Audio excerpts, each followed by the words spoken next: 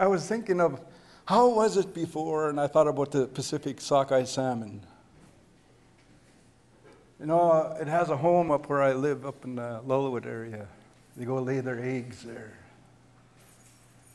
And they go out into the world, they make a living all the way far as Japan. When they're old enough, they hit down the river and they go across the water and they eat and they harvest and they come back. And they're strong. It reminded me of the story, you know, our stories, our legends, our teachings. You know, as human beings, we're weak. You know, we cannot sleep outside in 50 below weather like the wolf and all of those other ones that live on the land. And sometimes we get hungry and we starve and things afflict us. And I remember a story being told to me about the salmon and how they got to go up into the interior. And my people and the Shuswapmuk and the Chilcotin and different nations up country, one year we were starving. This is one of the creation stories. And so Coyote had a meeting with all of the animals, and birds, and different life. Who's going to help the human beings that are starving up the river? And different animals would step forward and volunteer. And Coyote kept saying no to them because he knew they weren't the right ones. Like an otter would step up, you know, and say, I'll go. I'll be their food. And Coyote knew it wasn't enough. They don't need that food in the wintertime. Moose stepped forward, wanted to be the food, and he became one of the foods later. But it was the salmon. I said, we'll go up there, we'll feed those people with our body, our oil. And Coyote said, there's going to be a struggle. There's rapids. You'll have to jump over waterfalls. The water is rough. And the salmon said, yes, we know that. We don't care because we know that struggle will make us strong. The struggle, when we struggle through challenges, that's when we get strong. And I was thinking about that as First Nations people. At one time, we wandered over vast territory to gather our food, and we always had a home base where we'd come back to.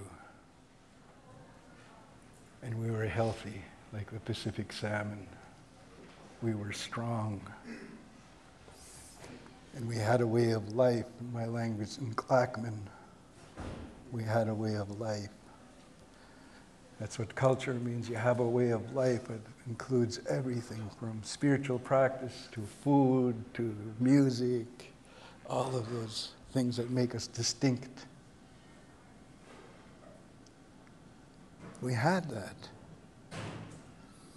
So when you look at the prison population of First Nations, you remember that their ancestors at one time had free reign over vast territories. And when they got locked up in their reserve, many of them lost their pride and their dignity. Man forgot how to be a provider. How do you make a living in a reserve that's smaller than most golf courses or farms in Canada that house hundreds of people, and they're backed into these little corners in Canada? What's going to happen to those people?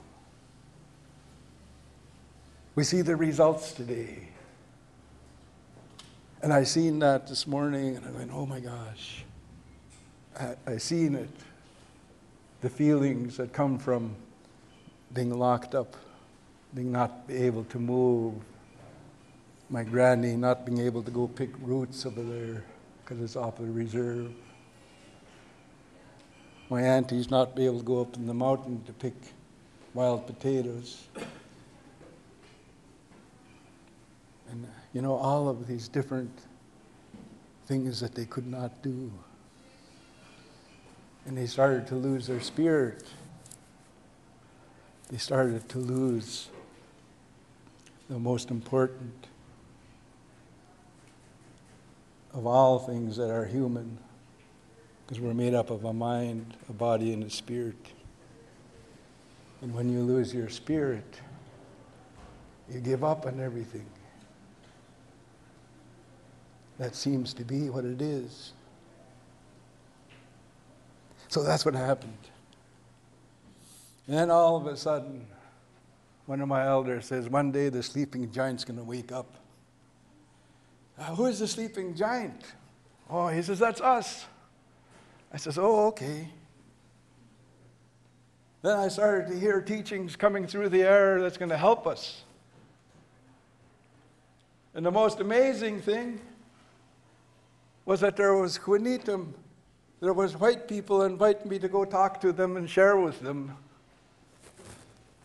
And that's like a miracle, you know.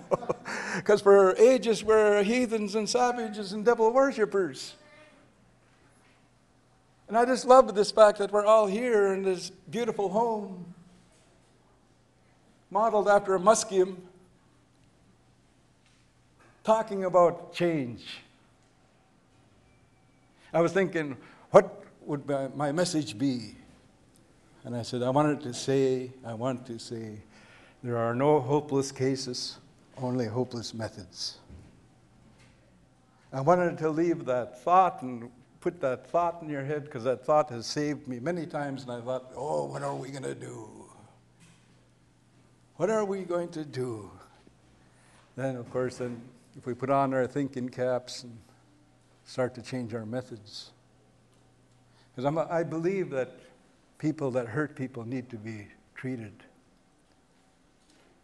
We used to banish people from our communities, and that was the worst. We didn't lock them up. We put them out in the forests, and they had to survive by themselves, and no one wanted to do that.